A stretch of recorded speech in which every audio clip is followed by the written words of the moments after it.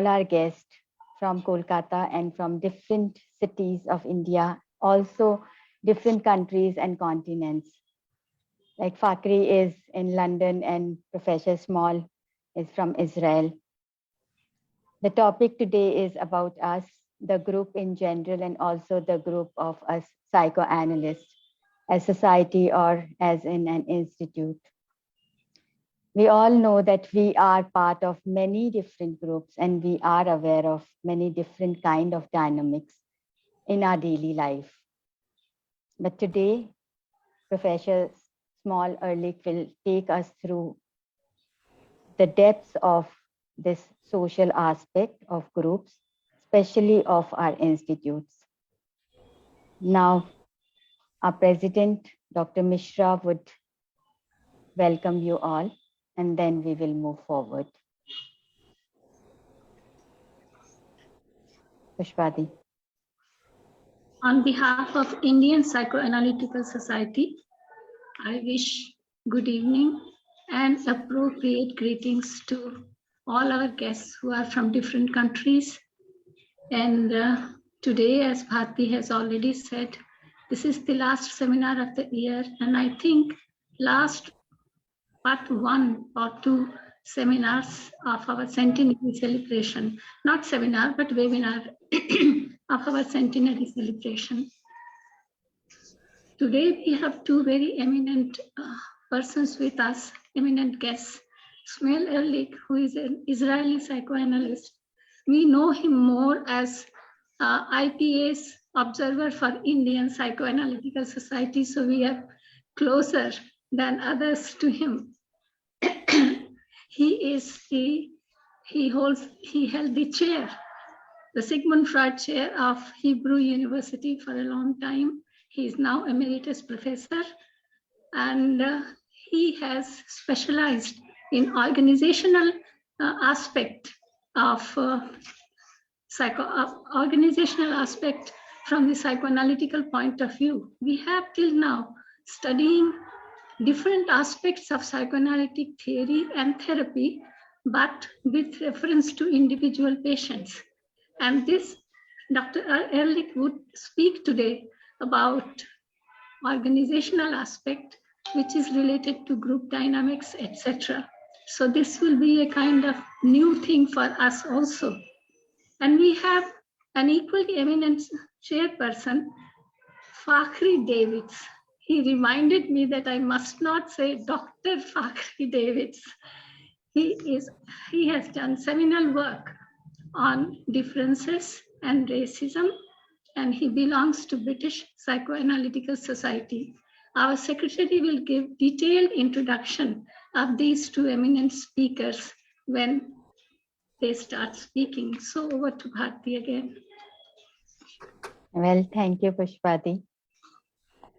Well, with Fakhry, it's a kind of a very dear friend, though we met briefly in person. But when I wrote to him, it reminded me of that meeting. He is a psychoanalyst, a training analyst with British Psychoanalytic Society, and is a member also of Tavistock Society and also attends the Tavistock Clinic. He is founding board member of PCCA, where he is working with Professor Small too, which is Partners in Confronting Collective Atrocities, teaches, supervises, and lectures widely, and has written a book, Internal Racism, a Psychoanalytic Approach to Race Indifference. Co-edited also the book by Irma Brenman-Pick, which is Authenticity in the Psychoanalytic Encounters. And what I liked about Fakhry is that he is wearing a kind of an Indian outfit. So, yeah. And Fakhry would be introducing Professor Small. So over to Fakhry.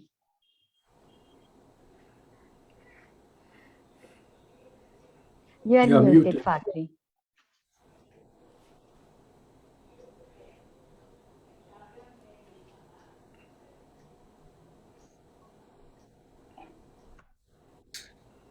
The modern case of having to remember to unmute you. Yeah, you are unmuted now.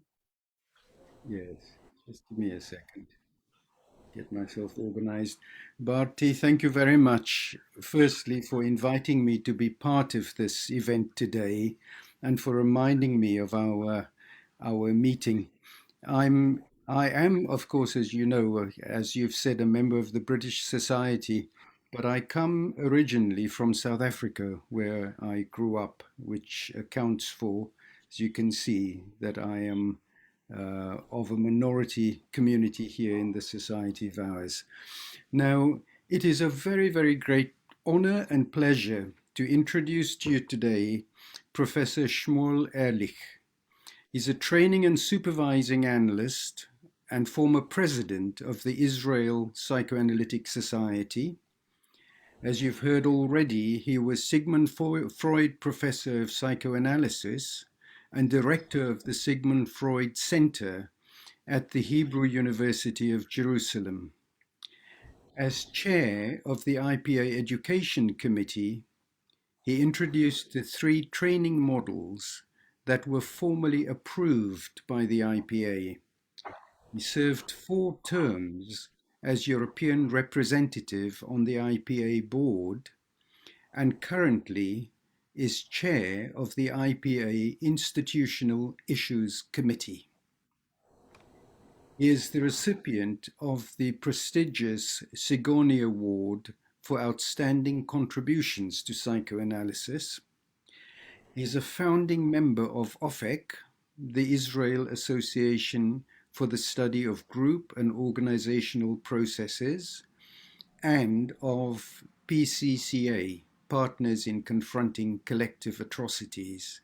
It should be mentioned that PCCA was established to kind of provide a home for the Nazareth conferences that examined the aftermath of the Holocaust on successor generations of victims and perpetrators, pioneering work, and Shmuel was part of the group who began that project way back when. He's published widely on adolescence, on experiential dimensions of object relations, and on group and organizational dynamics, which is also the subject of 2 of his books. The first, The Couch in the Marketplace, Psychoanalysis and Social Reality, and the book that reports on the Nazareth conferences called Fed with Tears, Poisoned with Milk, the Nazareth Group Relations Conferences, Germans and Israelis, the past in the present. So it's a great pleasure to honor such an esteemed colleague, and it's also a pleasure for me because I've known him very well over the past, I think, is it 20 years or so, 15, 20 years we've worked together, so that I know the depth of personal quality that he brings to the kind of work that he does, and his courage, his unflinching capacity to face the truth, his willingness to go to deep and difficult areas. These are things that one can't convey in a CV, but this is part of what makes Shmuel Erlich. So it's a deep honor to be chairing his session today. Shmuel, over to you. Thank you so much, both of you, all of you.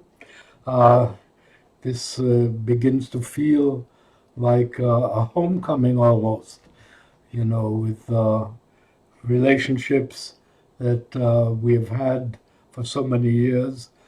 And we have met, of course, before, both with Bharti and with Pushpa. And of course, as Fakhry said, he and I have been working in the PCCA for many years now.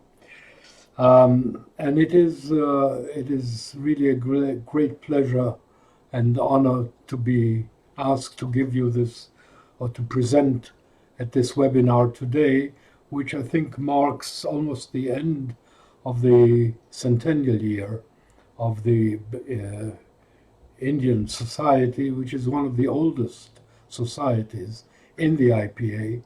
and I've had personally the pleasure to visit and work with you and talk to you quite a number of times. So, as I said, it feels very much like a home-based talk. So I hope we'll proceed with that. What I will be talking about today, as was said already, concentrates on the issue of psychoanalysis and group and organizational processes, which is not the usual kind of talk psychoanalysts either give or attend. And I will do so by means of, first of all, a PowerPoint presentation, which I would now like to share with you, and see if we can do that.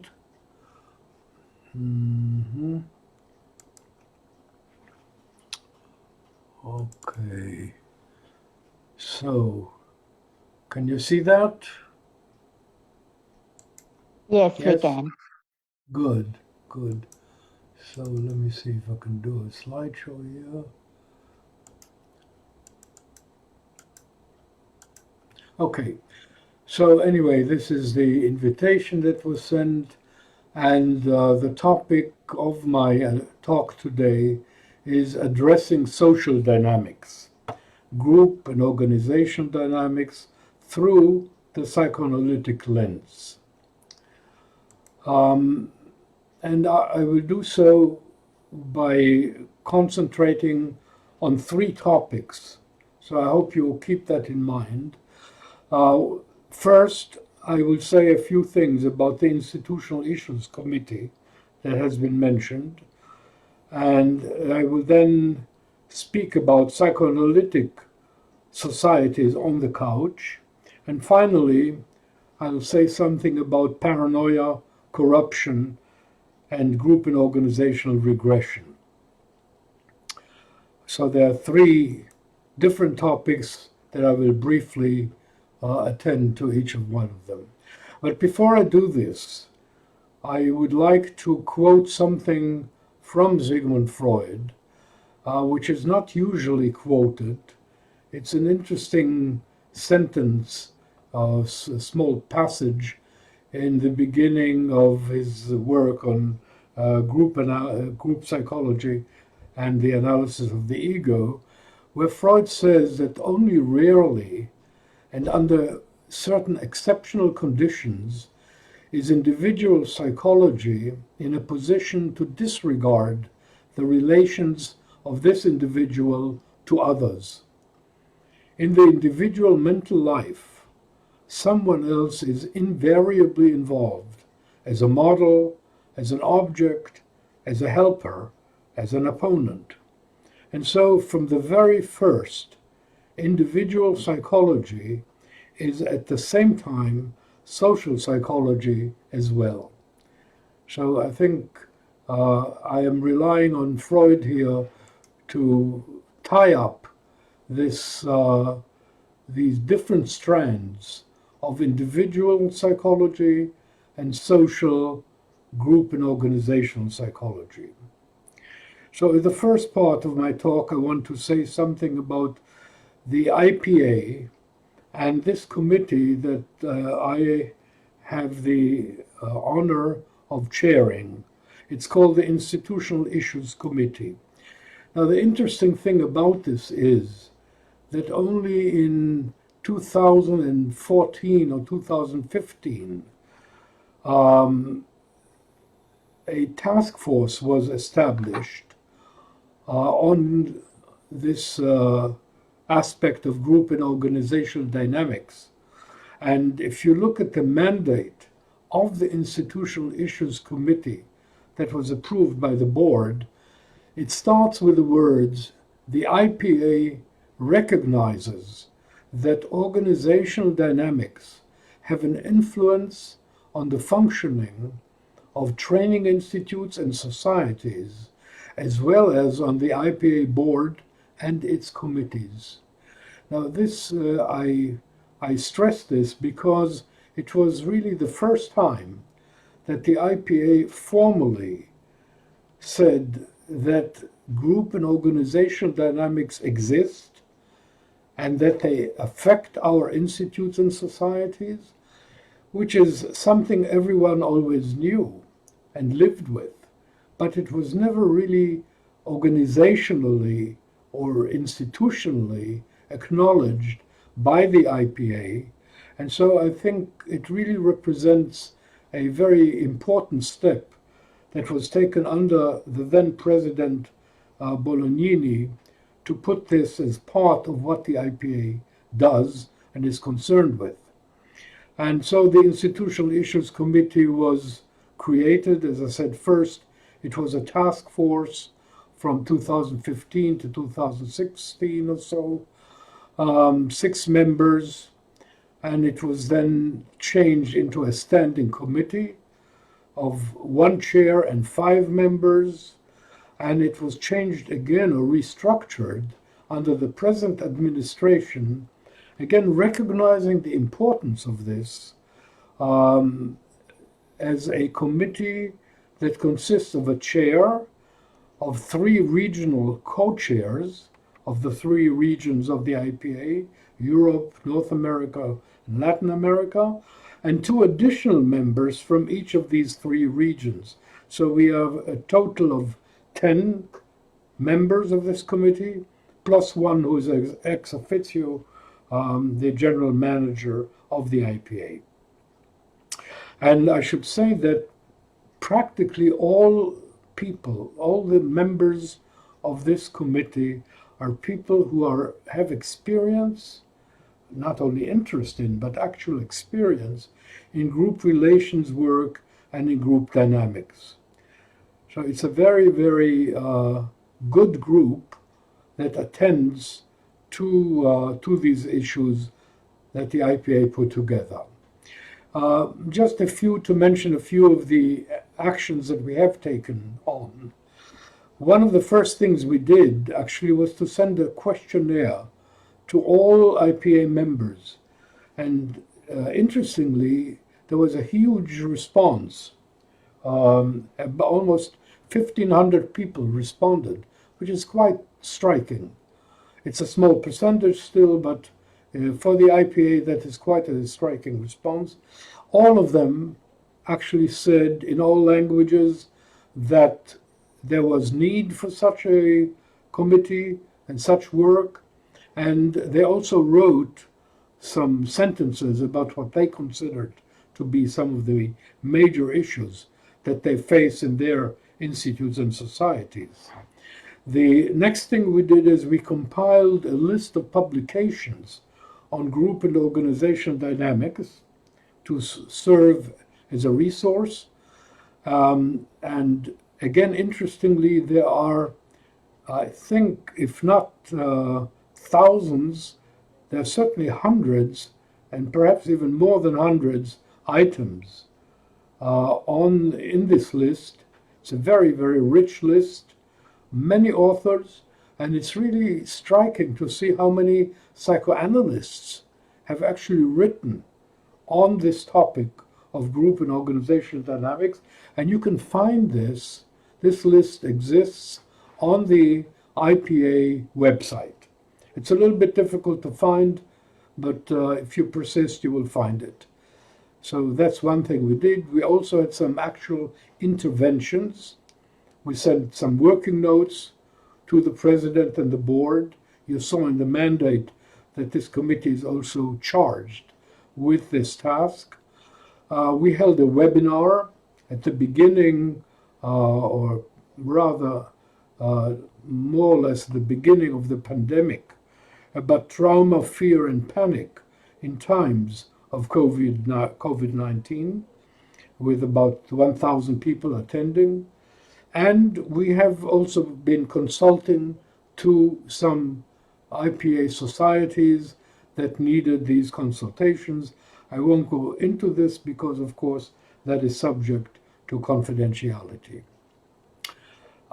Some additional psychoanalytic applications that exist in the field, not necessarily in the IPA, but that you may want to know about, actually represent the combination of psychoanalytic insights with open systems theory that was put together by the Tavistock Institute, at the time Institute of Human Relations, in the form of the Tavistock Group Relations Conferences. And these conferences have been proliferating all over the world. As Fakhry mentioned already, one in Israel, you have one actually in India. This group relations work takes place in India very profitably. In Israel, it's OFIC, the Israel Association for the Study of Group and Organization Processes. And we have founded the PCCA, Partners in Confronting Collective Atrocities, that, as Fakhry mentioned, continued the work that began with Germans and Israelis.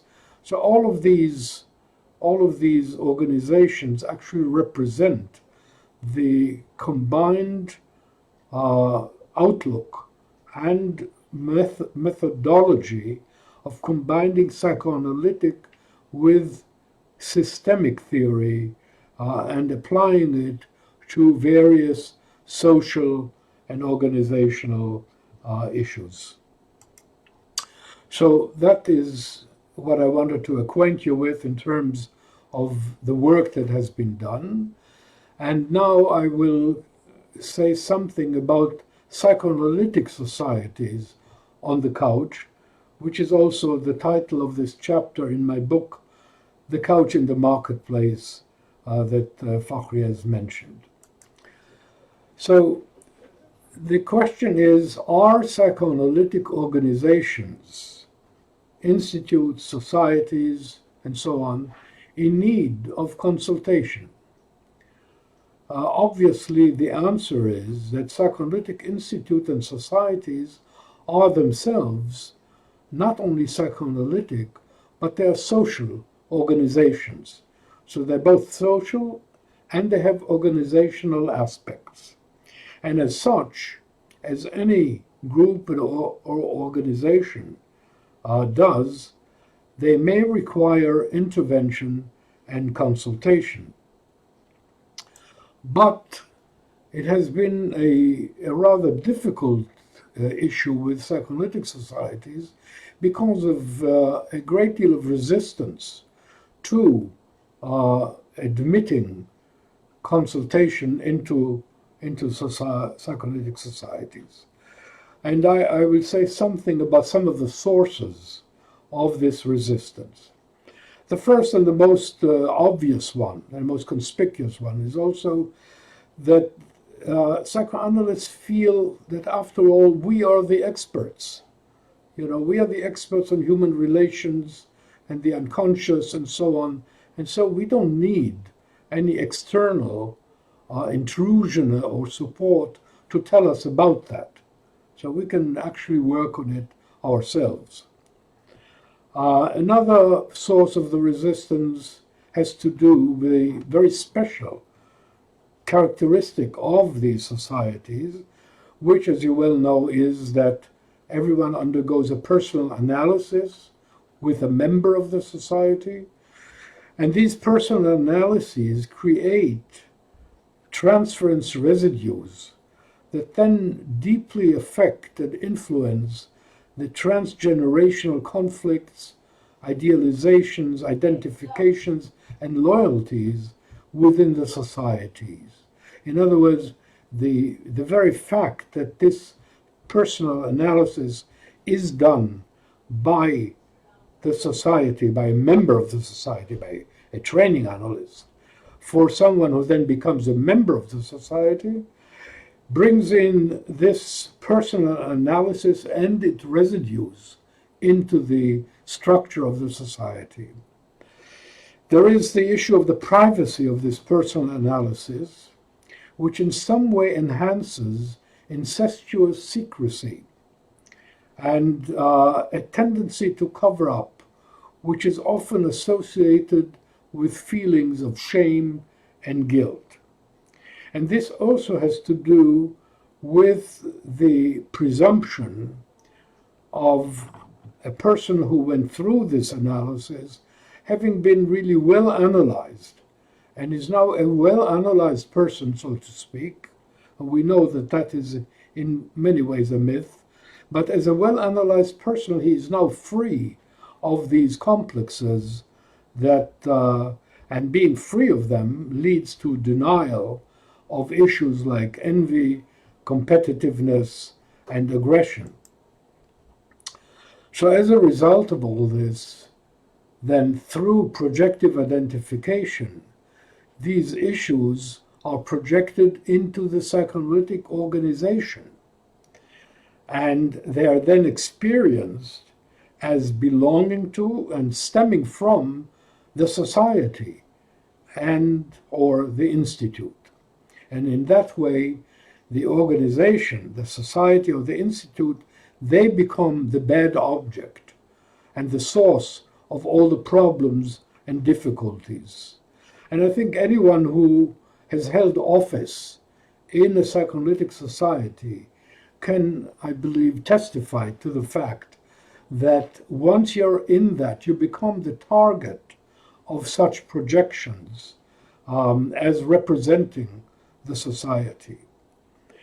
Two frequent manifestations of these projections are, as I mentioned, one, ambivalence towards those people who hold office in the societies, and another issue which is perhaps more prominent in the Eitingon model, but not only in this model, is the discomfort and contentiousness that is associated with the appointment of training analysts, which is the issue particularly in the Eitingon model, as I said, but there are equivalents to this also in the French model and also the Uruguayan one.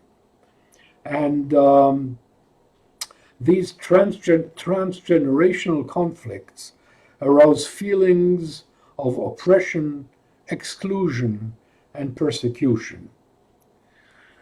Some more reasons for the reluctance to open up to outsiders, to come in as consultants to the Psychoanalytic Society. One of them is the analysts' marked need for autonomy and individuality. I think as a group, we analysts are characterized by a very strong need for autonomy and individuality, which makes it difficult to admit outsiders and their interventions. There are difficulties that stem from challenges and difficulties that have to do with the psychoanalytic identity, which I won't go into because it's a whole chapter in itself, but because of these issues, again, it makes it very testy to bring in outsiders.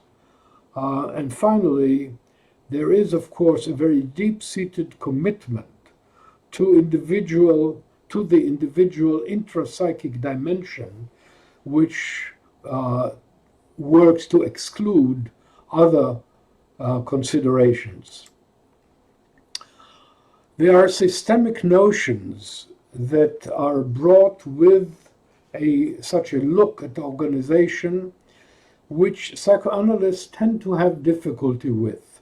Such notions as task, role, or boundary, and conceiving of the analyst as taking up a role and having a task to perform and being situated on the boundary between external reality, internal reality, conscious and unconscious, the patient and the outside world, the analyst and the society, etc., etc. There are many boundaries we're situated on. And all of this really represents a clash with what might be called the mystique of purity that accompanies often psychoanalytic work and makes it very difficult to expose it to the intervention and views of, so to speak, outsiders. Some further difficulties which are organizational. There is a whole issue about the process of admission of society, the process of how societies come into the IPA, which again, I'll just mention in a sentence. There is very, very close supervision and contact during the early stages of being a study group and even a component society. But once a society becomes a component society of the IPA, there is virtually no oversight of the society. It's totally independent and becomes quite resistant to intervention.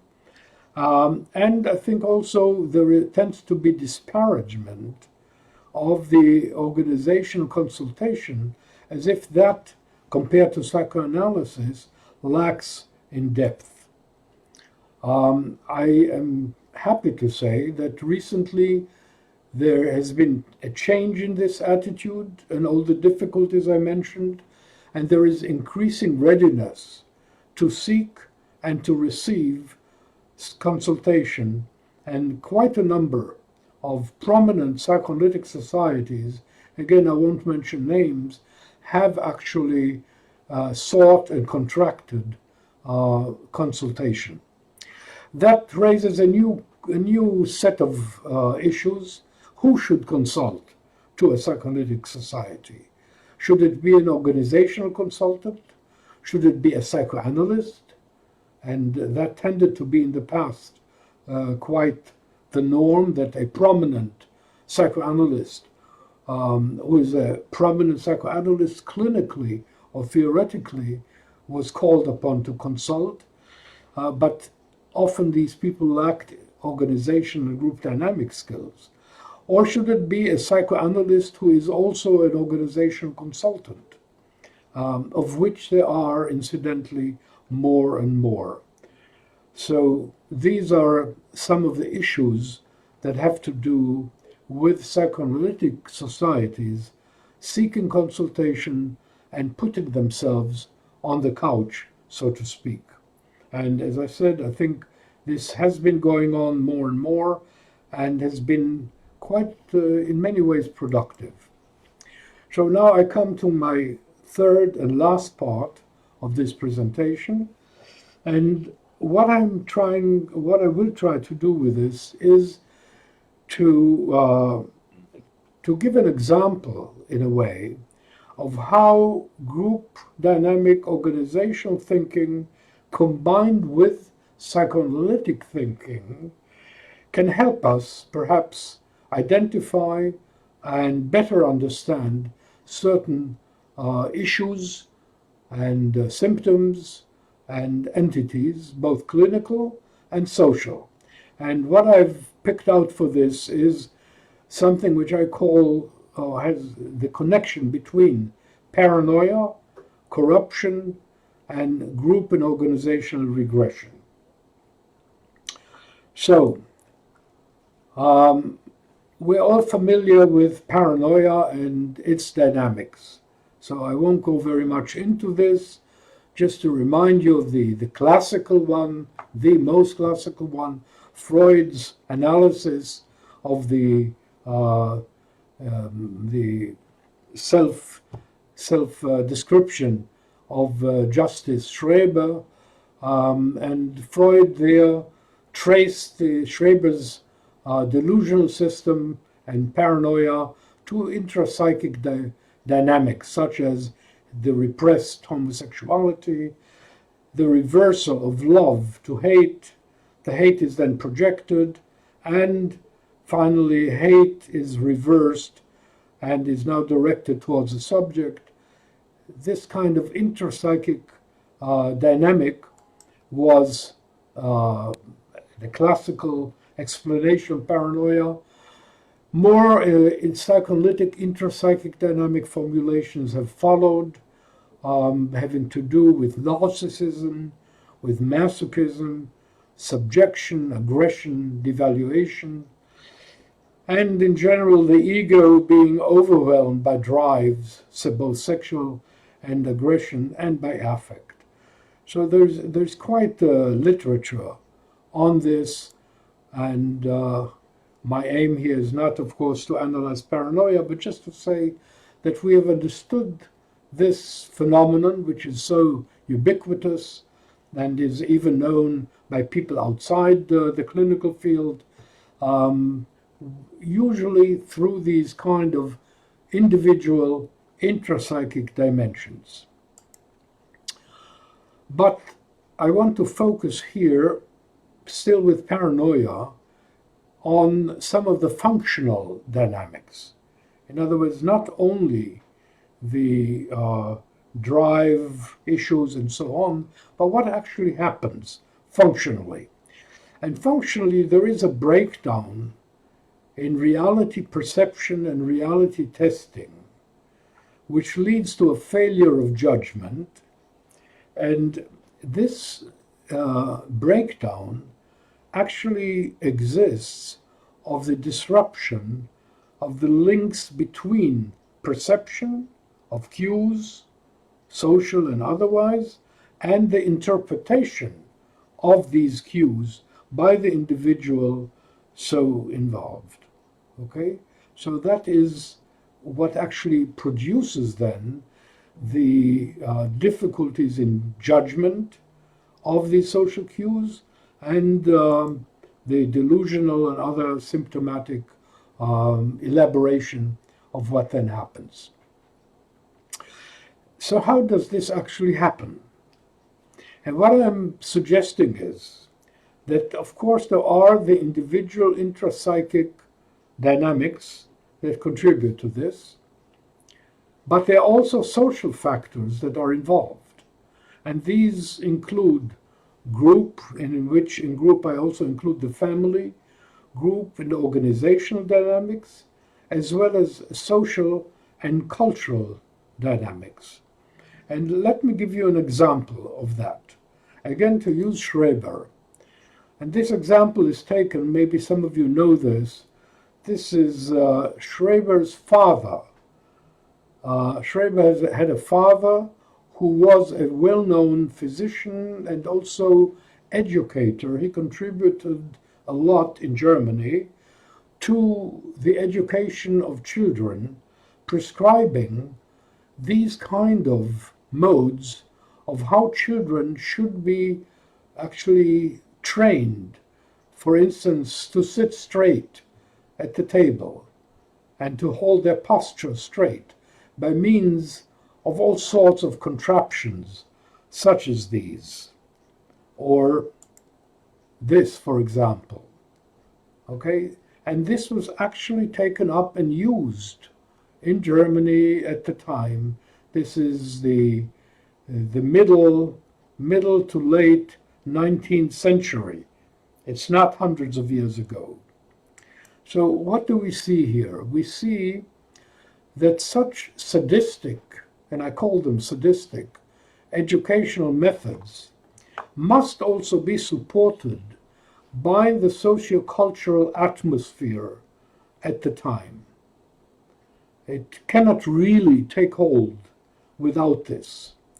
And this atmosphere represents the way in which authority and power are handled, and how they're handled at all the levels of the family, the group, the social and the cultural levels. So this is why I suggest that we need to look at paranoia as existing, developing, and taking shape in a circular field. And this is a field in which, if you can conceive of it this way, in the center of it is the paranoid experience of authority and power. And this is related to, at all three levels, the individual intrapsychic psychodynamic, the interpersonal psychodynamics, and the organizational psychodynamics, in which I include right now the social. So all three of these really have to do with how authority and power is experienced and handled at each of these levels, and this goes in a circular way and feeds back and forth between the individual, the interpersonal, family, group, and so on, and the organizational and cultural. So, I'm speaking about social regression and corruption because, in addition to what I just pointed out, there is an additional dimension that is also intrinsically related to authority and power, and that is corruption.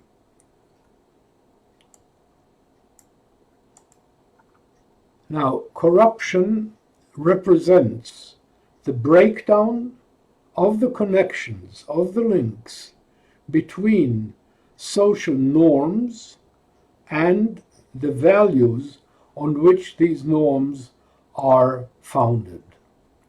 Okay, so I am actually suggesting that this, now if you can think of it, has some parallel to what we said about individual paranoia earlier, where there's a breakdown in the interpretation of cues, of social cues, leading to the paranoid delusional system. And here we are talking about the breakdown at the social level, represented by corruption, the breakdown of the connections between social norms and values. And so I think by now I've come to the end of this PowerPoint presentation, and I would like to continue with a text. Right, which you can also see, I think, on your screen. And I prefer to do it by text because otherwise, rather than ramble on, I think this will represent the ideas a bit more clearly. So, corruption tends to be viewed in the realm of ethics and morality, usually, and much less so in connection with how authority and power are deployed. And yet it is significantly connected to it. Just think of the scandals that erupt about the personal conduct of leaders, political and otherwise, whether around sex, bribery, usurpation of power, or nepotism. And it is significant, incidentally, that such scandals typically explode in democratic societies, while they seem to be, so to speak, acceptable in dictatorial regimes where the issue of power and authority is at least temporarily settled and unquestioned. So let me briefly illustrate this by referring to recent and current events in Israel. The last years in Israel were heavily impacted by the shadow of corruption. The state's president, a former prime minister, the chief rabbi, not to mention a couple of ministers, all ended in prison. The most recent and still going on item is the indictment of Netanyahu, whom you probably heard about, a long-reigning prime minister, on several counts of corruption. Public debate over his accountability and guilt nearly split Israeli society into two warring, bitterly opposed camps. The controversy played itself out against the additional background of the COVID-19 pandemic, and Netanyahu's desperate attempts to escape trial resulted in a political deadlock and forestalled elections in the space of 2 years.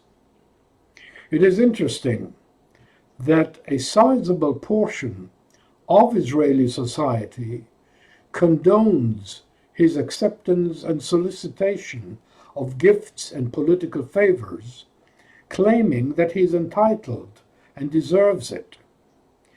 Beyond these glaring examples, there is an atmosphere of violence, there is a tremendous increase of murder of women, and there is seriously endangered personal safety in the country, which has become rampant. So my claim is that corruption plays a central role in social and organizational regression. And I wish to establish the point that in the social and organizational sphere, corruption is the equivalent of individual psychotic paranoid regression. And in this sense, corruption is a symptom and an indicator of social illness. So where you find corruption becoming rampant, the diagnosis has to be that there is a malady in the society. Let me elaborate. Individual paranoid regression, as we said, stems from the breakdown of the links between perception and the interpretation of social cues. The individual's capacity for social judgment is fatally injured by this regression and breakdown. In parallel, corruption in the social sphere represents the spread of chaos and fragmentation. Corruption grows out of the destruction and breakdown of the links between personal and social needs, drive wishes, and the beliefs, values, and expectations about the ways and methods to fulfill them. Corruption implies that needs, wishes, and desires can be satisfied through ways and means other than those sanctioned and governed by socially, ethically, and morally approved and agreed expectations.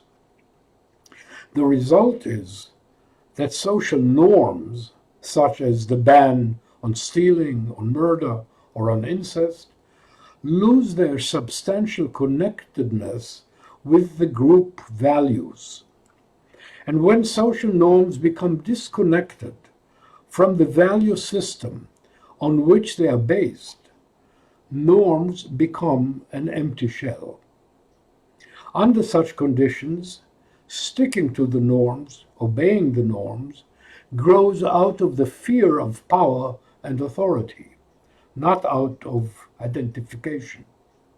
In a corrupt culture, murder and abuse are possible, but equally so is the possibility to be murdered or to be abused. Therefore, social corruption stems from a paranoid outlook and feeds it.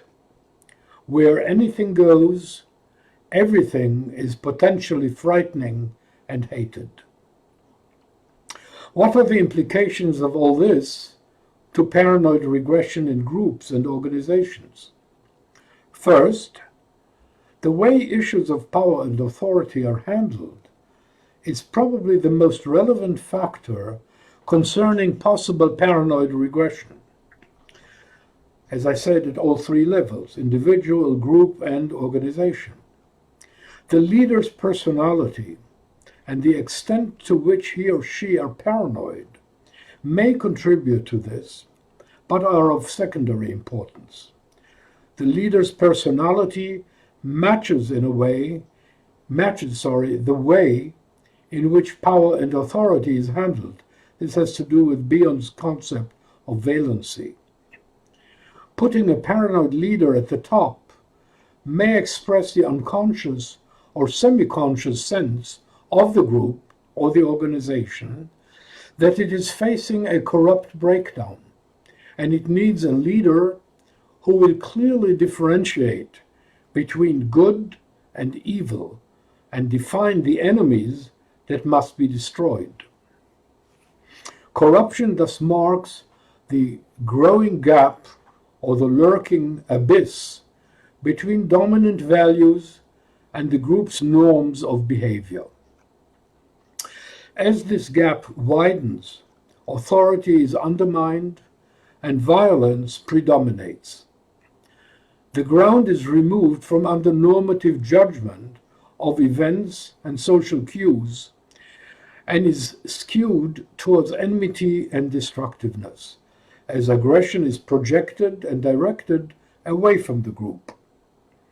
Aggression may, of course, also be released internally into the organization, creating a paranoid culture which will eventually destroy it from within. In both scenarios, the organization is incapable of acting realistically and meeting its tasks creatively. Instead, it is embroiled in a struggle for survival against real or imaginary enemies.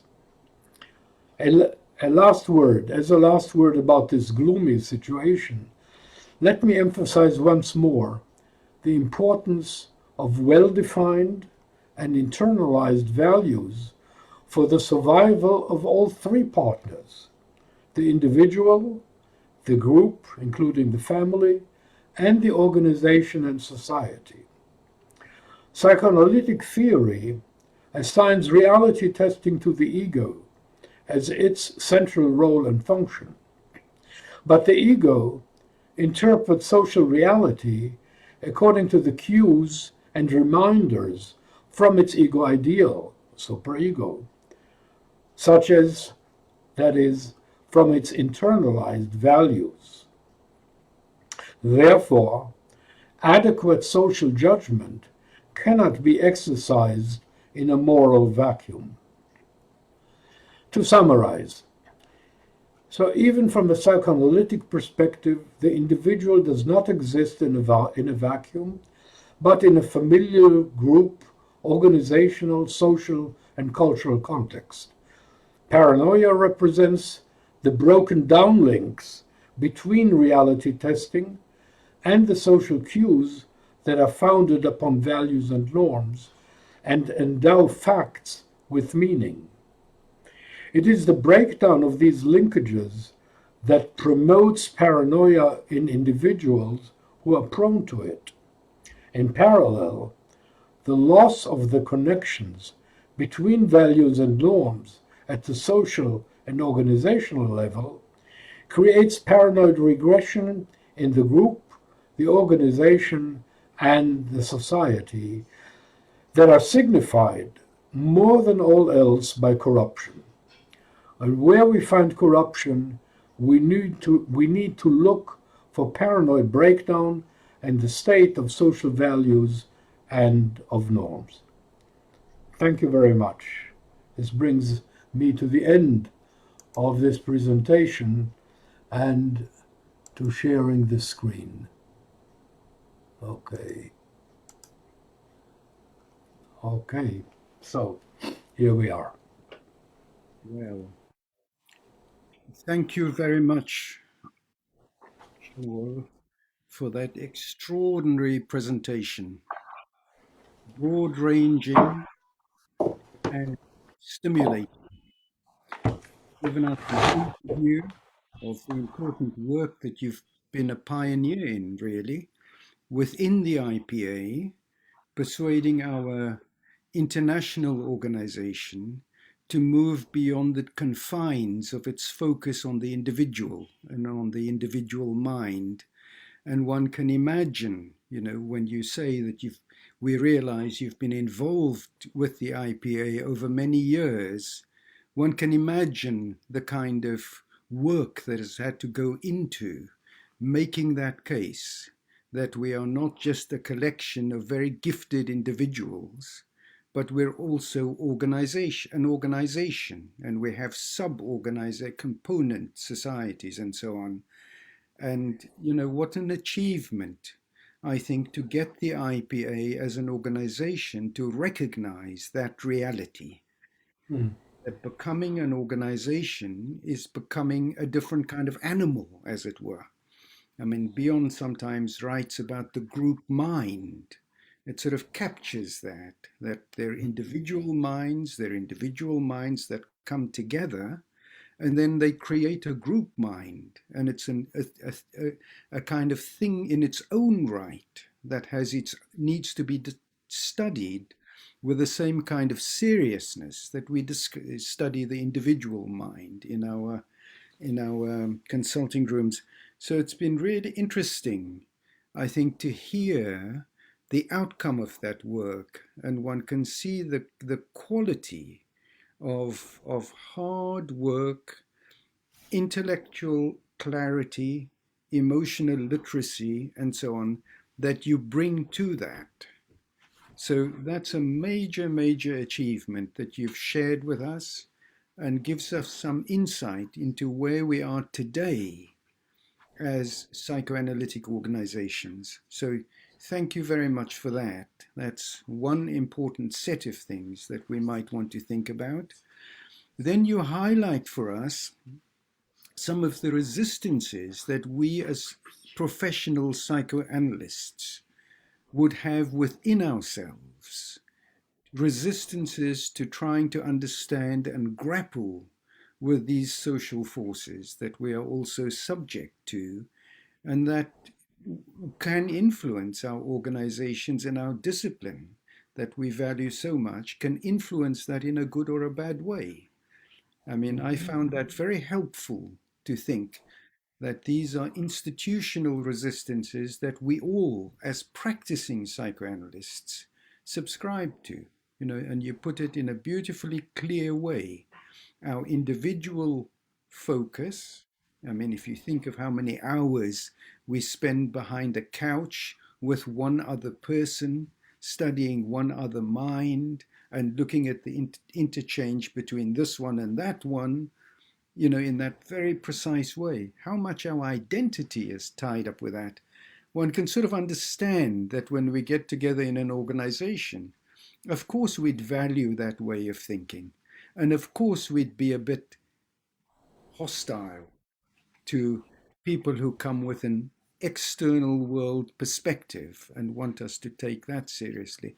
So I found that very true, very illuminating. I felt that as an analyst I could identify with those resistances, and you don't call it that, but sometimes when we quarrel about these things in our society, we accuse each other of being self-idealizing, that we idealize analysis and idealize ourselves and our models, and by which we mean that we don't pay sufficient attention to other things that are also part of what shapes our world in analysis and our identity as analysts.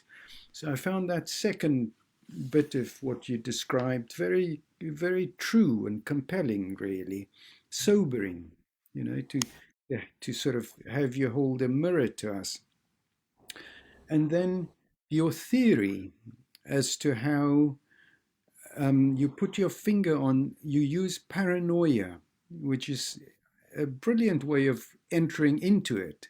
Because, of course, as psychoanalysts, we have a very clear understanding of paranoid mechanisms. We know well how they work in the consulting room. Most of us have grappled with them, and we realize the kind of difficulty that the breaking of links that you described produces, and how one puts things together. But I was really interested in it's an original formulation that you're putting to us, isn't it? It's your own original theory that in society you get a kind of breakdown that we never recognize properly as a breakdown. And you pinpoint the origin of that in the breaking of the linkage between our values, which as a society we always subscribe to, but the linkage with the norms that are the natural outgrowth of it. That's where you say, forensically, you analyze it and you say that's where the problem begins.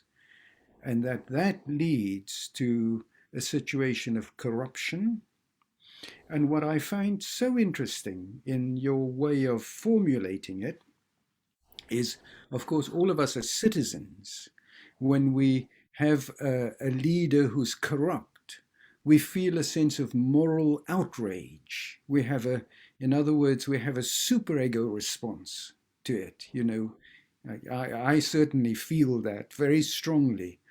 But I, I was very struck by your invitation for us to move from that to something that's more thoughtful, that's more based on trying to analyze a situation, which you do, of course.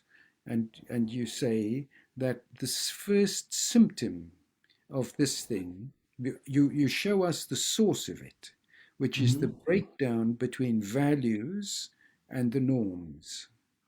And then you say the first symptom of that is corruption. Now, of course, I thought that was a brilliant way of bringing a psychoanalytic understanding to something. The way you put it, Shmuel, I have to say, it makes it so accessible, isn't it? We could sort of understand what you're talking about.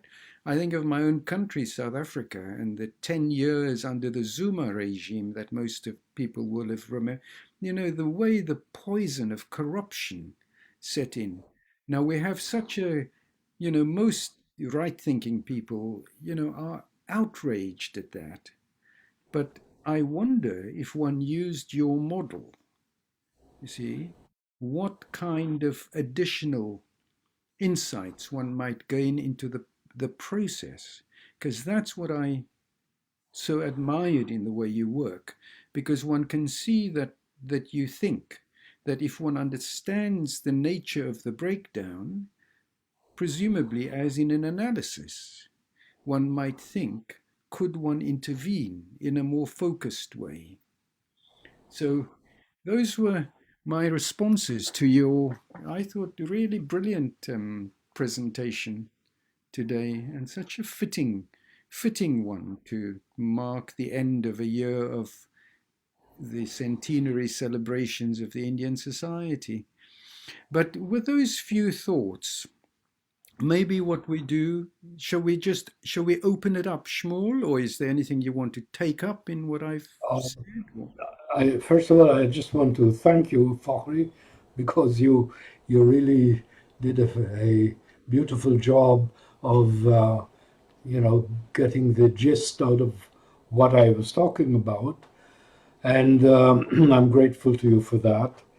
I just want to say one thing, because I think it's, as you described, this is what happens usually. You talked about the outrage at the leader, which is a response we all have. Now, that's very, very interesting, because psychoanalytically speaking, of course, we can all immediately understand that the leader is a father figure, and the outrage represents the outrage at him and his superego, and the way his superego is letting our superego and identification down, and so on and so forth. But we also are using a projective identification because we're making it his problem. It's the leader that is the problem. And incidentally, this is not just what happens. I'm sorry, what happened here?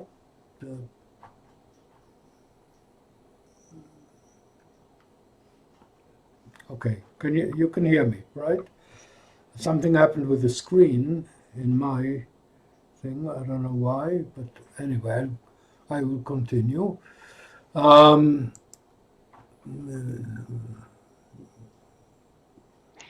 Is it that the share screen button just got pushed? There. Yeah. Now we have it. Okay.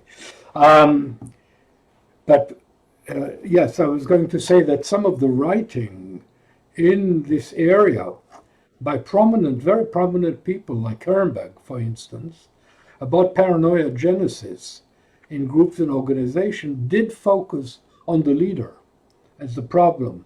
And my work in part was to say, yes, the leader contributes to it, but he's not the problem, he's a symptom. Because again, if we use Bion's thinking of the valency, the election or the, for the group to put this corrupt leader at its head, so to speak, to lead it, says something about the group and not just about the leader. But it's so understandable, as you said, that we will all have the outrage at the leader as if we just change him, nothing, all this will disappear. And of course, it will not disappear unless something also disappears or changes within the group. Okay, and so it's a combined kind of thing, they're combined vessels, so to speak. But it just underscores how psychoanalytic thinking can benefit from viewing it with a wider lens, a wider prism, to see, how that interacts socially and organizationally and systemically. Okay? But what you do so beautifully, Shmuel, as you do the other thing as well, you show how a psychoanalytic angle could enrich one's understanding of what happens in the world out there. It's what you've just done, just deepen it and get one beyond just being a judge or a condemner or a superego, basically. Yeah. Okay, so let's see if there are any other thoughts or comments or questions or whatever. I wonder, so, Dr. Aditya has put something in the chat. Would you like to unmute yourself and make yourself visible and perhaps put your contribution?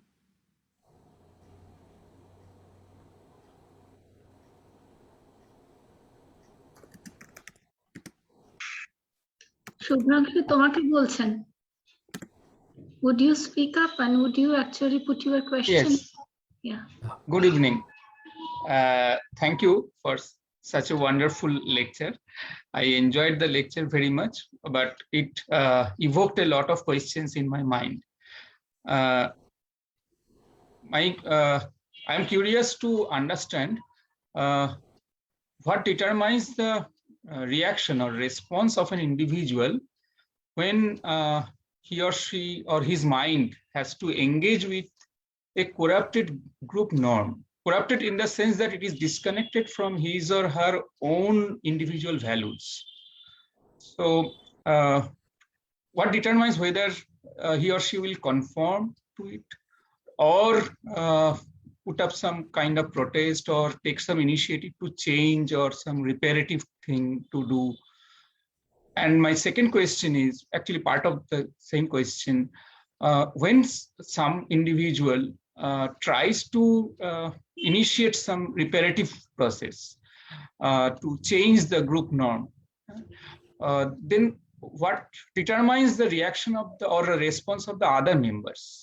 What determines whether other members joins this reparative or reformative process, or they would rather prefer to stick to or conform with the predominant group norm, be it corrupted? Mm-hmm. Okay. Then we can find some insight regarding intervention. Look, I think this is a very, very important question that you raise. I think the first part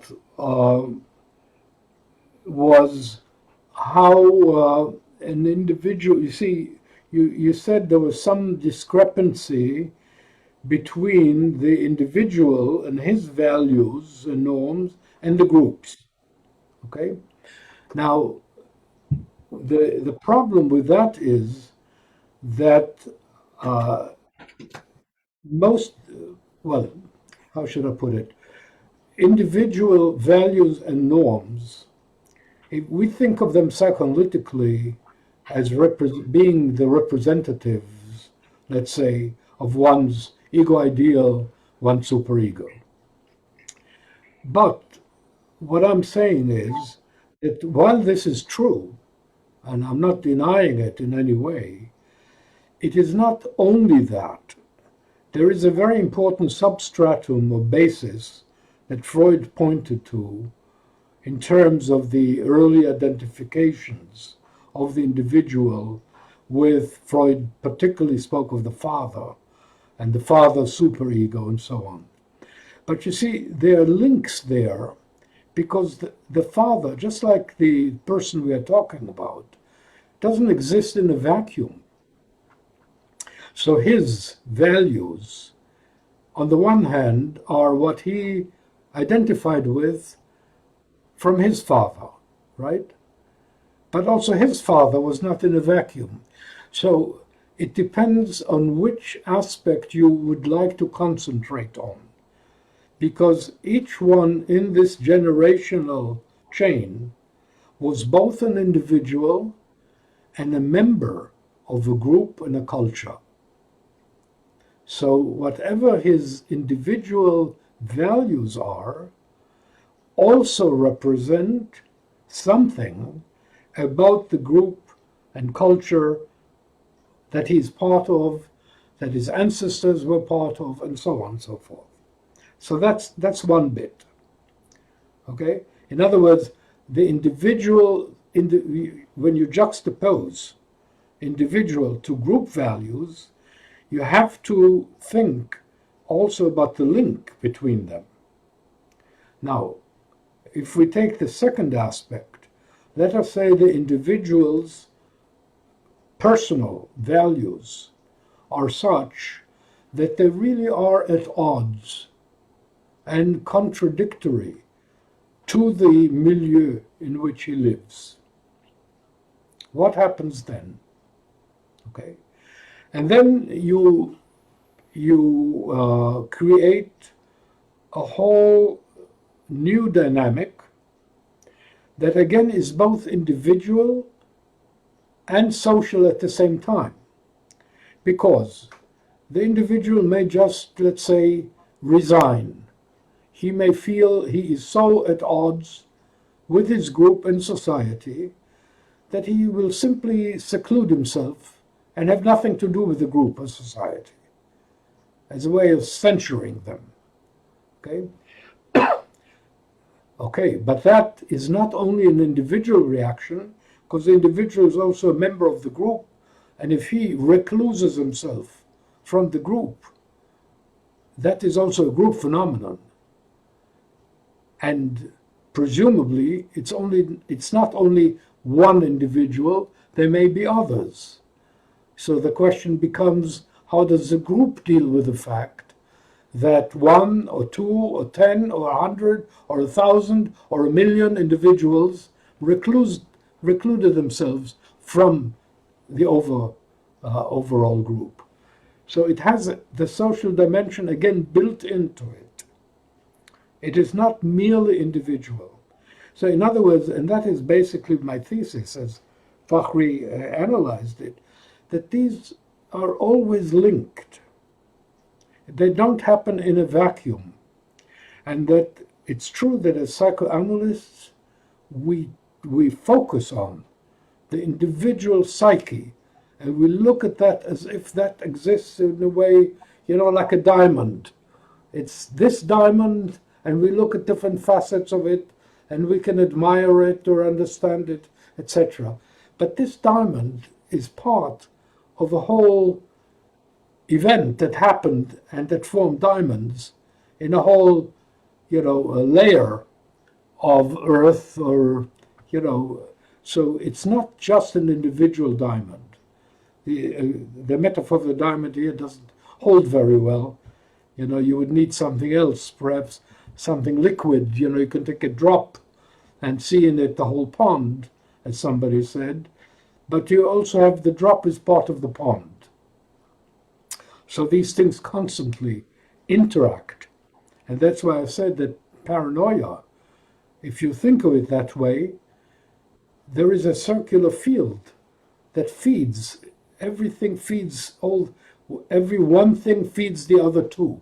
And the other two feed back to the one. There is no vacuum. Okay? So I don't know if I answered both parts of your question. If I didn't, then tell me what I didn't answer. Can we get some parameter or factor which we can modify so that a group, as a group, they would attempt to change these corrupted group norms, or they will take an initiative, a reparative initiative, to bring the corrupted group norms towards a more realistic norms, real norms? Which... All right. Now that's an excellent question, because it has to do with, Fakhry mentioned that we have citizens, right? So as citizens, let us say we have this insight. What do we do with it? And I think this is a major problem. And it's particularly a problem for us as psychoanalysts. Because, we may be very, very smart in terms of analyzing and understanding these dynamics. But then the question becomes, what do we do with it out there in social reality? And, this becomes a very personal kind of thing. To what extent do you as an analyst also take part, and in what way do you take part in social activism? By and large, analysts do not tend to be social activists, but sometimes they do. And they become members of groups or organizations that try to do something about the situation in the way that perhaps is more characteristic or closer to the ways they think and act, but not necessarily. Let us say that there are groups that want to deal with it in a violent way. Right? I don't think psychoanalysts would tend to join such groups. But if there are groups that want to do something by way of dialogue or meeting or talking, that is more what we might want to do. And actually, we have done. I have many examples, including my own, of attempts which have not always succeeded, but there were attempts to rectify or to ameliorate or to improve in some way the situation. I can tell you just one that comes to my mind. And there are others that colleagues in my society have done, with the Palestinians in the Gaza Strip and so on. One of the things that I've done was this goes back after the Yom Kippur War in 1973. The late Hillel Klein, who was also my boss in the hospital, and we started a group of Palestinians and Israelis to talk, to bring people together and talk. And we had several meetings. And I must tell you, it wasn't easy. It was not easy. And I learned also about how these things are not easy. Another thing that we tend to do, which I mentioned, is this work through group relations conferences. Now, they do not change society, but in some way, I believe they contribute or make some kind of contribution to people understanding better the way in which unconscious processes influence these things. And when they go back to their own societies, they may be better equipped to handle such issues. But I submit to you, and that's why I like your question, because I do think that we need somehow to find more activist ways of doing this. I think, the present administration of the IPA wants to have this. They have started something called the IPA in the World. I happen to know about it because my wife, Mira, is the chair of the overall committee. But there are real difficult issues there. In what way do we as psychoanalysts take action in the world? It's not a simple question. It's done. It is done. People are doing it. There are hundreds of applications, and we don't know enough about it. But it's not easy. Okay. Thank you so much, sir. Thank you. Sure. Shall we move on? Ajanta Sekha has her hand up. I hope I've said her name correctly. Or his. Is it his or her? It's good evening. So I'm trying to, good evening. Are you able to hear me? I'm trying to turn on my video, but it's not turning on. So may I just ask my, so it's not coming on. I don't know if you're able to see me. So you can see me? All right. Thank you. So, sir, first of all, thank you very much. And thank you to IPS for this fantastic set of events. I am not a trained analyst, so I hope you will forgive my somewhat late questions. But I'm very, very interested, especially since you're from Israel.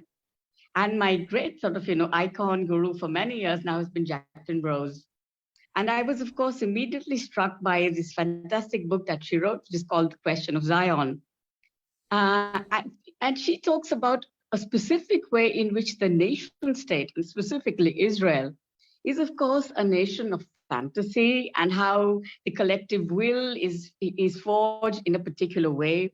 And I'm especially asking this question, sir, because I want to, in India, for instance, there's a very dramatic change in terms of the ways in which the Indian nation is being imagined.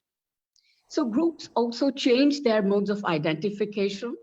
We now do have almost, in my interpretation, a situation where we have a very charismatic kind of authoritative figure, and many, many things about the nation state that was imagined in 1947 are changing too. So I was especially, reminded of Jacqueline Rose and her homage to Edward Said, and Edward Said and Daniel Barenboim, and how proofs in some ways to be truly one, because rights of citizenship are certainly not universal, and they're certainly not available to everybody in the global South. More importantly, this idea of who forms the center of the group, and who is, correct me if I'm wrong, who should it not be the outsider in some ways, who's emphatically placed center stage? In India, as you know, it's a growing tide of Islamophobia, attacks against Christians. So the very idea of the nation state as a secular republic is being sought to be reimagined. So groups also change, and collective identifications can be very, very powerful. And given your vast experience in these matters, would you like to comment or say anything about this, especially since you come from Israel? And what an honor to be hearing you. Thank you very much. Well, it's a very wide-ranging question. I think what you're pointing to is that when you look at a wide scale, like a nation, let us say, and that is true, obviously, of India, which is a vast nation. It is true of Israel, which is a very small nation. And it's true of other nations as well, Germany, France, Italy, and so on. You see that it is made up of very different subgroupings, sometimes sub-nationalities even, and sometimes subgroupings. And your question, if I understand it, is who gives the tone, the overall tone? Who's the outsider? Who's the insider? That's a very, very interesting question. The example that you cited, if I can use that, for example, the work of Edward Said and Daniel Barenboim, which you know about, and which has spread in a way among intellectual circles and well-informed circles in the world. This work in Israel, if if I have to think of what happens here, is not very well known. It does not represent in any way anything that is centralist. In fact, it is very much, or would be relegated to something that is much more of the outsider, the closer to the boundary kind of maybe intellectual position and so on.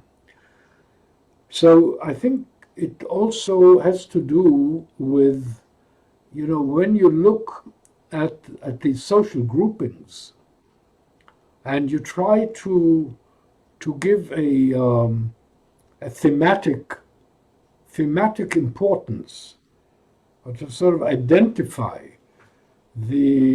what Vermick Volkan calls the, let's say, the central identity and the chosen trauma and this kind of thing, as if that characterizes the entire group.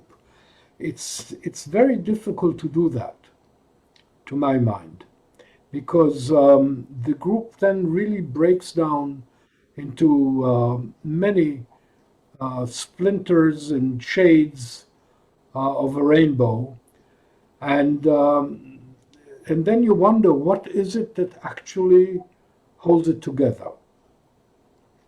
And certainly in Israel, which, as I said, is a small nation, we're only about 9 million people, which is nothing in terms of India, let's say.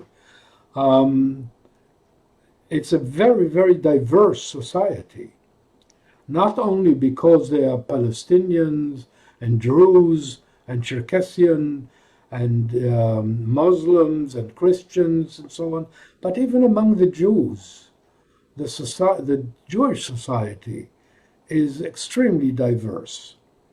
And that's true ethnically, it's true socially, it's true in terms of the identities and the myths and the major complaints that each group has about the others, and so on and so forth. So what sometimes is felt and holds it all together is actually quite paranoid. What holds it all together is the identification of who is the common enemy. And that, of course, shifts and may change. It could be the Palestinians, it could be an Arab state, it could be Iran. This is what Netanyahu tried to very much use as a way of unifying, constantly harping on Iran's nuclear capacity and its threat to Israel. So a common enemy is what then helps a group that is very diverse to feel unified. And to do that, you also need a leader who in some way represents this kind then of paranoid outlook, of black and white, and identifying enemies, fighting enemies, pointing out to enemies. Netanyahu, incidentally, has done this fantastically well, both inside Israel and outside Israel. I mean, he actually literally made the word leftist into a curse.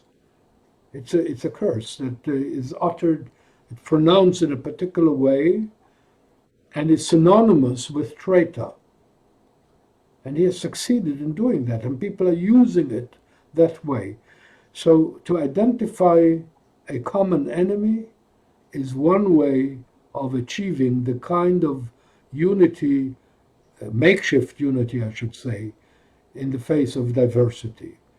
Because the diversity is very difficult to work with and to contain. And you need a leader who can actually hold this diversity together to do that. And those leaders are not easy to come by. Incidentally, if you think of Trump in the United States, he has done something very similar to Netanyahu, identifying the enemies, fighting them, and uniting in that way a very large part of the population around him. a part which is also quite diverse. Okay, I think that's enough for this. Thank you very much. You're welcome. And Shmuel, the way you've put it links it back to your theme, doesn't it? Because always when one goes for these sectarian divides, whatever they may be, you are attacking the value of democratic societies, which are the That's right. values of inclusiveness, tolerance, respect for difference, respect for the other. So it goes Exactly. straight back to your analysis.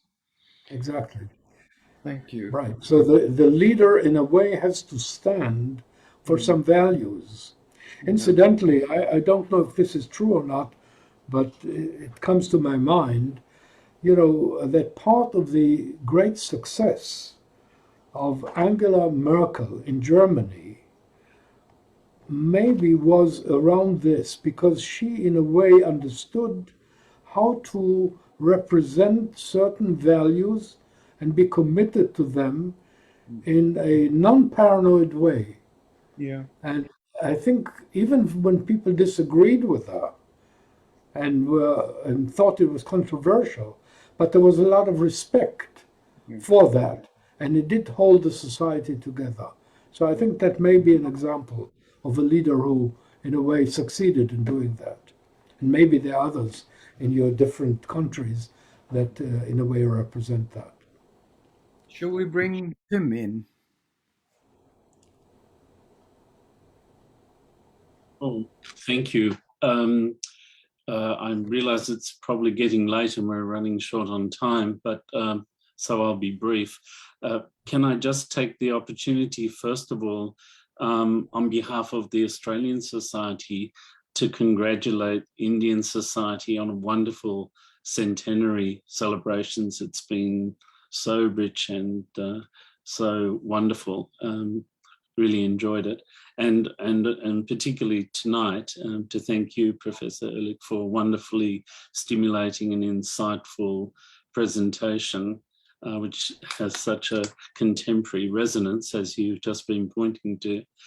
I just had a sort of an association, really. I was thinking about the way Bion had taken up Freud's work on the beyond the pleasure principle, and thought very much that, for example, with the psychotic, the withdrawal from reality is about avoiding painful truth. And then my thoughts went to this idea of the comparison between the individual and the group societal, and this disconnection between norms and values, and thinking that this is the mechanism at that level to escape this contact with a painful reality, a painful truth, that then leads to this psychotic regression that you talked to, and the associated corruption and so on. And of course, this means this is why the leadership is secondary, because it's really a bit like Dostoevsky said in Crime and Punishment: the society gets the sort of system it deserves.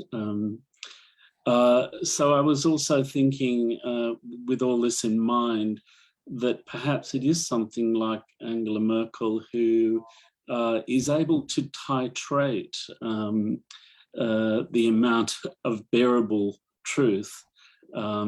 And this can be done in different ways, mourning past tragedies and losses and so on. But that's what we have to do. We have to somehow make this truth, we have to titrate it. The leader has to titrate it so that it's bearable and it doesn't lead to this disconnection, which serves to withdraw, this psychotic regression. It was just an association I had to what you said. Thank you. I think that's very valuable. Thank you very much. I like that, this pursuit and fear of truth and its connection with values. What is truly a value that you're willing to admit and hold on to truthfully. Mm-hmm. Yes, that's a very, very important point. Thank you. It's very well put, isn't it? Because I mean, analysts can understand that if you've got a patient in front of you, you may understand what's going on, but then it's a whole other business as to make a decision as to how much of the truth is bearable to your patient at any one time. So it puts it, I think Tim's contribution puts it in a very good context for us. Yes. And Mhm. it's so the opposite to the way politics works, which is in a polarized way. You throw out one leader and you go for somebody who's on the opposite of them, and you don't realize they're the same, maybe two poles of the same split that leaves the underlying issue unaddressed, so that one has a sense of the repetitiveness of social problems that never seem to get properly addressed. Mm-hmm. Yeah. Shall we move on? There's a question in the chat. The person's not named, initials GM. To you, Shmuel, could you please talk more about the transference residual affecting psychoanalytic societies? Ah. Yeah. Well, I think that that's actually a very well-known point. People have talked about that quite a bit. This is we're one of the very few, if not only, social outfits, organizations, based on this kind of procedure by which a person who wants to become part of the group doesn't just undergo some kind of an apprenticeship. I mean, that is fairly common, or that happens in other disciplines as well. But he also undergoes a very special, prolonged, meaningful procedure and relationship, which is called his personal analysis. And this personal analysis, which usually lasts some years, if not more, is really part of the requirements to join the group. But then you join the group in which you and the person who you've been in analysis with are both members of this group. So whatever transference there was in the personal analysis, and even if hopefully it was, as it should have been, more or less resolved successfully, there are always residues and residuals of the transference. And so you bring that in to the society. It becomes part of the social fabric, both the transference and I should say the countertransference of the training analyst. So if nothing else, you are describing a very special bond between two persons, or between the training analysts and the various people who have had their training analysis with him or with her. So a network of these bonds is created and is part of the society.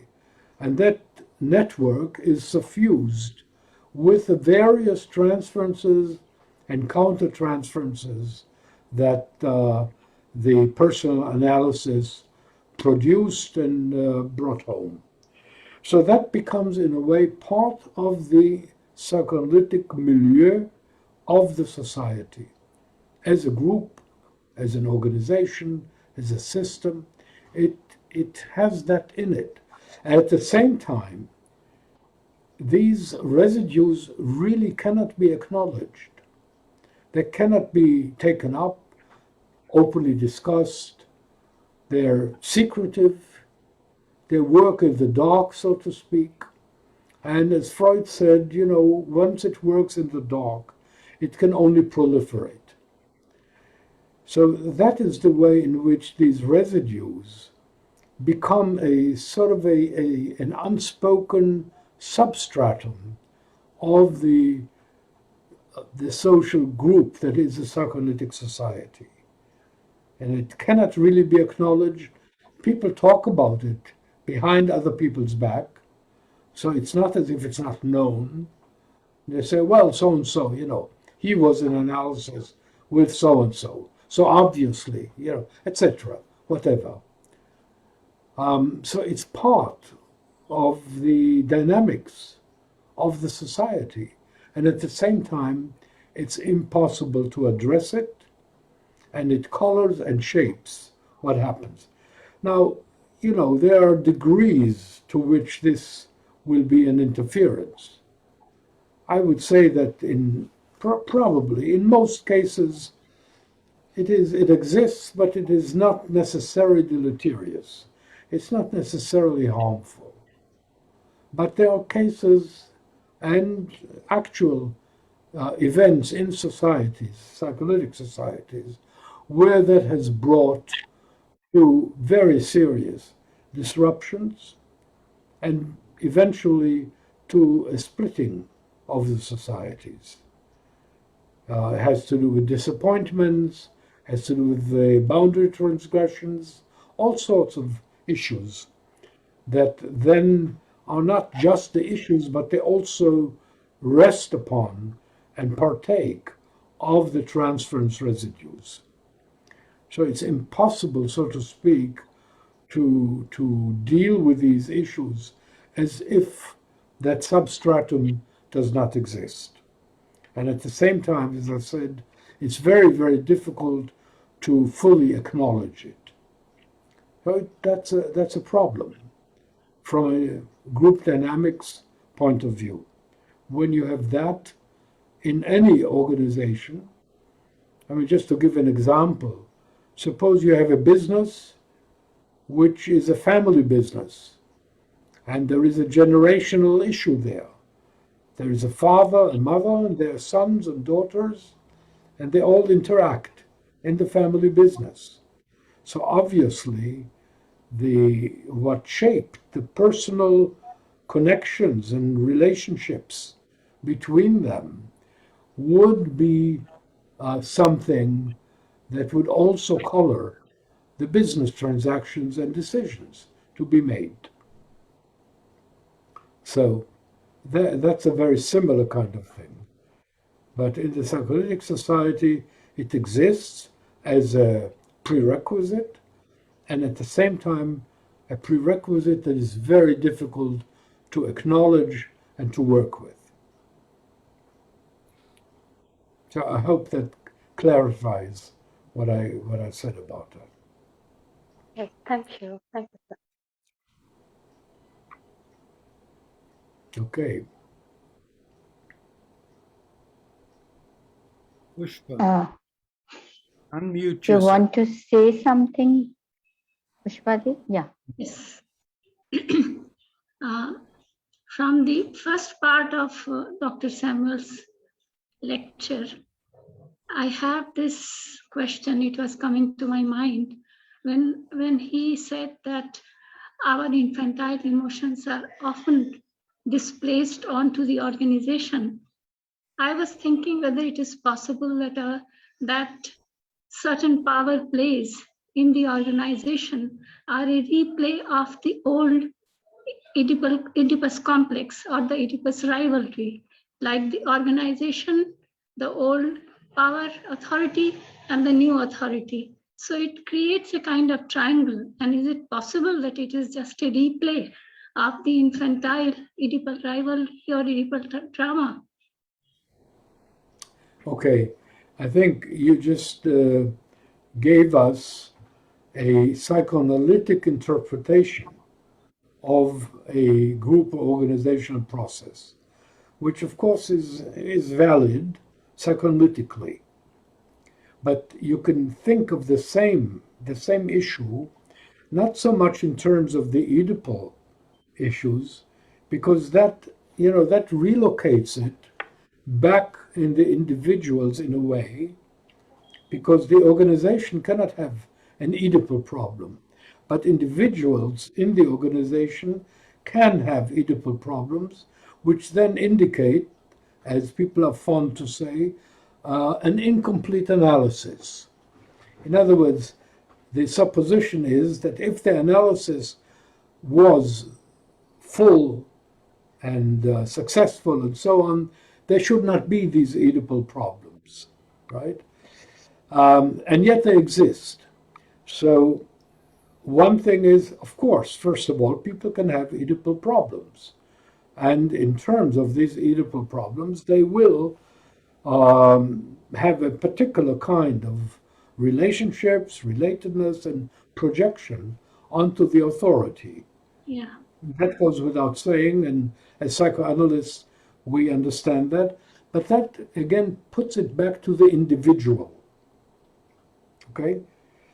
But what I'm speaking of, in addition to this, is that if these issues that we were just talking about are relegated to some kind of an underground position that is not acknowledged, and they exist in the society, in the group, in the organization, as unresolved issues, not because of this individual or that individual, but because the organization, so to speak, is now has to deal with a substratum of the residues of transferences, of many transferences.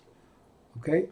What I'm suggesting is that because that cannot be acknowledged openly and dealt with, what happens is that it is projected, or in terms of projective identification, onto the institution, onto the organization. And then it's the organization that is problematic.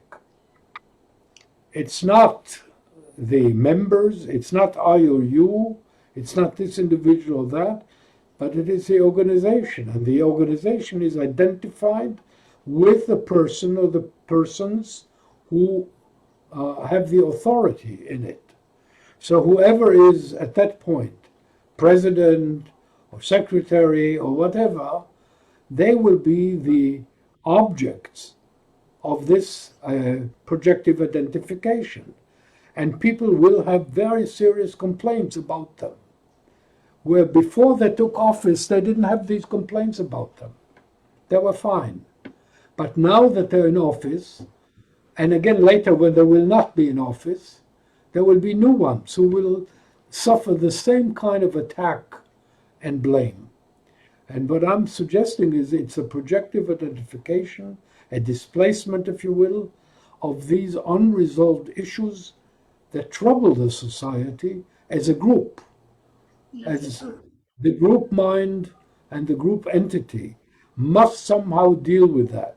And the way it does it is by projecting it onto the leadership. And the leadership means the institution. There are problems with that.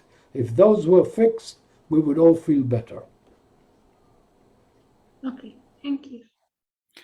Shmuel, can I ask you a question just following from that? Because you've had such vast experience in working with different analytic organizations and so on. Do you find that if you share that insight, what you've just told us, that the leader, the president or whatever, whoever's in authority, is having to carry to respond to this thing that's within the collective kind of the organization, and it's unconscious. Does spelling that out and bringing it into consciousness, does that help? Okay. Sometimes, it's a brief answer. Sometimes it helps, and it usually helps for a short period of time. In other words, it's not a real remedy, because I think that, again, this has to do with a special characteristic of psychoanalytic organizations. And these are very deep issues.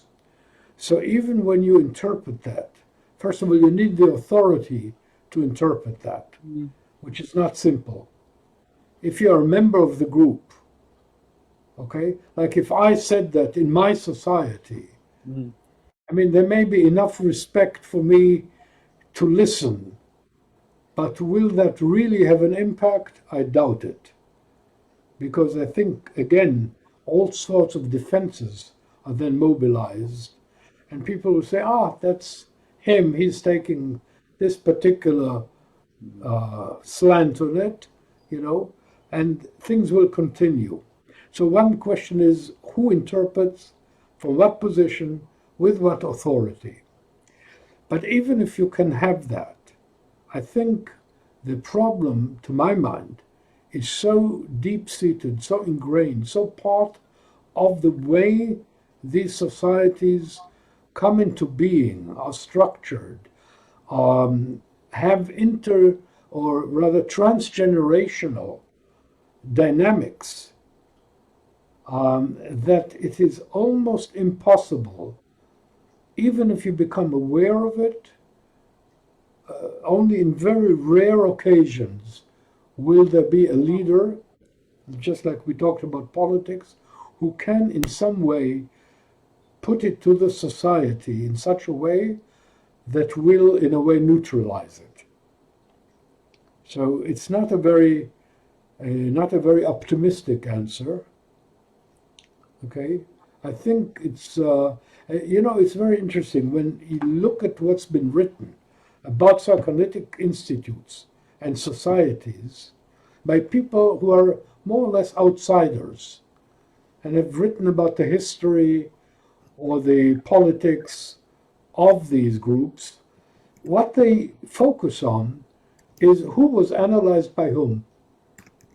That is always the line that somehow permeates or runs through these analyses. And it's not an accident. It's because these are very meaningful residues, and they're very difficult to uproot. So I'm sorry if my answer is not very optimistic, I think it's important, yes, to point these things out and to try to work with them, but you have to be prepared for the fact that the influence will be temporary and, transient. Thank you. Shall we bring Pallavi Banerjee in? She's had something on the chat for a while. Will you unmute and show your video if you can, please? That's lovely. Thank you. That my video is not very clear right now. A very insightful presentation, sir. And just as a small response to what you were saying, I was thinking of Savage Freud by Ashish Nandy, and how in that essay also we see how who is analyzed by whom, and the racial component in the analyst-analysant relationship, something that Mr. Fakhry is also interested in. So I was just a response to that. Okay, what is your response? I was thinking of just a sec. I was thinking of Savage Freud by Ashish Nandy as one of the essays written on history of psychoanalytic Indian Psychoanalytic Society, and how in the initial years, the relationship was being framed between Sigmund Freud and Girindra Shekhar Bose, and his initial analysis. And therefore, how the trajectory of who analyzed whom and what is the racial relationship between the analyst and the analysant is very central to how he has envisioned that essay. Yes, thank you. Okay. So can I ask one more question, a small one? Sure. When you said that in order to have a real unity, we need to have a common enemy. I was just wondering, isn't there any way in which we as rational human beings can overcome the diversities, differences?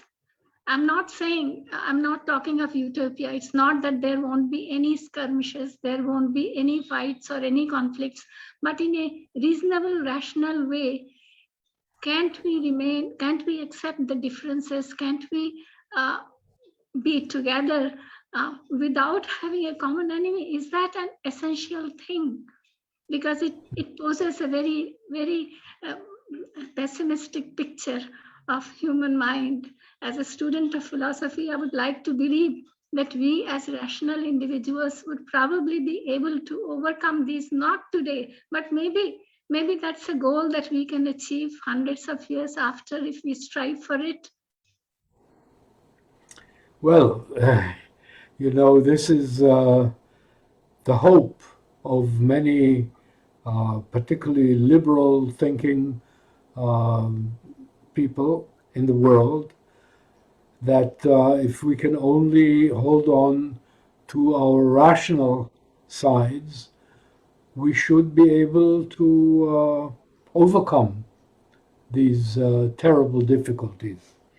Even Sigmund Freud says, I think it's in Why War, one of these, he says about rationality that what he doesn't understand is there are these rational individuals, he says, but when it comes to, he doesn't use the word large groups, but he says when it comes to millions of people,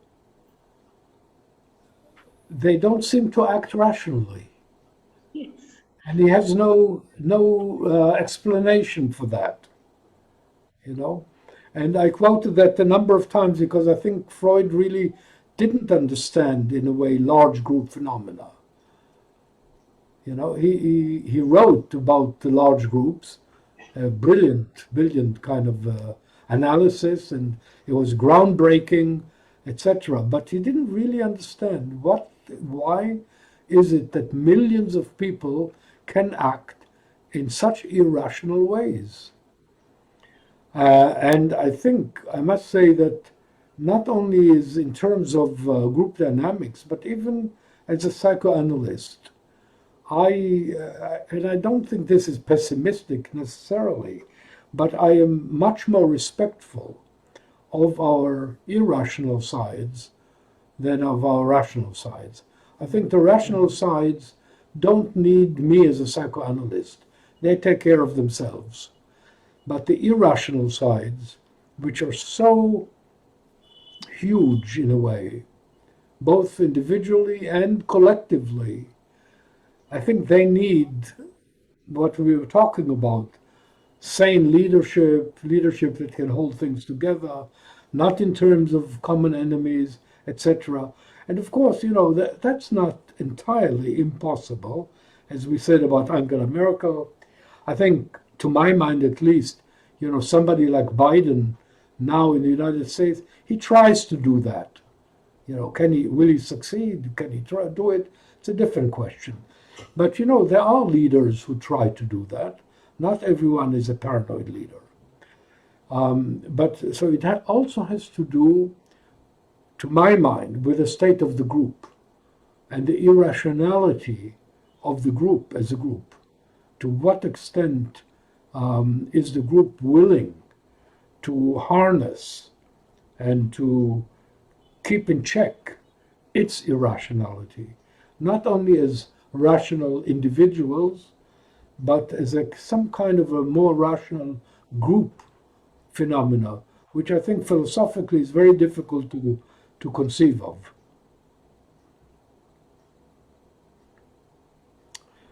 So, Well, yeah, please. Go ahead, Barton.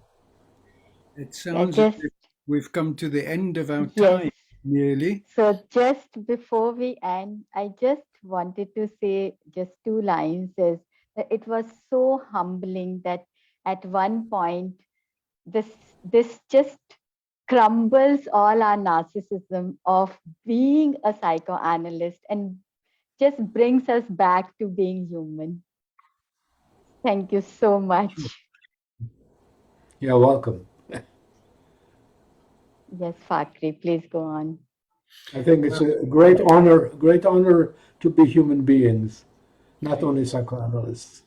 That's such an important point on which to end, isn't it? Because I thought I was going to call you Freud, Shmuel, for a moment.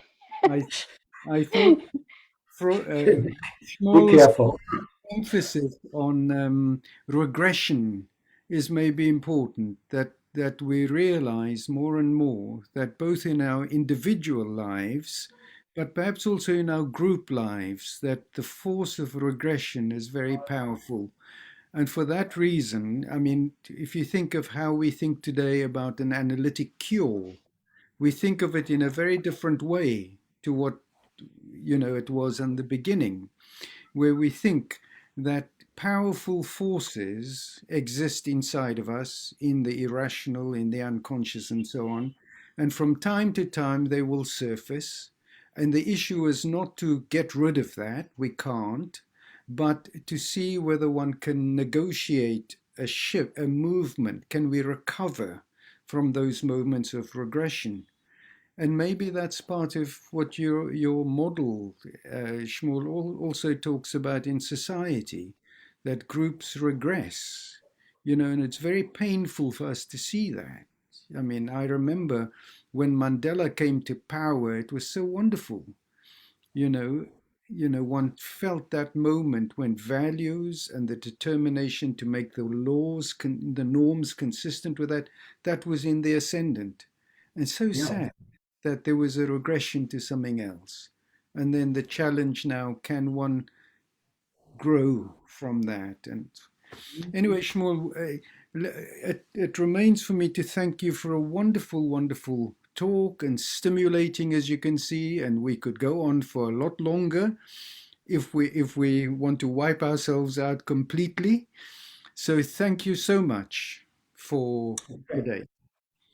Thank you all, and it was a real pleasure. Thank you for the invitation, and my best wishes for the Indian Society for the next 100 years. Thank you so much. Thank you, Professor Erlich, and thank you, Fakhry, for being here, for such a humbling experience, for such an illuminating and informative talk. And thanks to all of you people present here. Without you, this couldn't be possible. Thanks to all of you, and good evening and good night. Thank you. Thank you.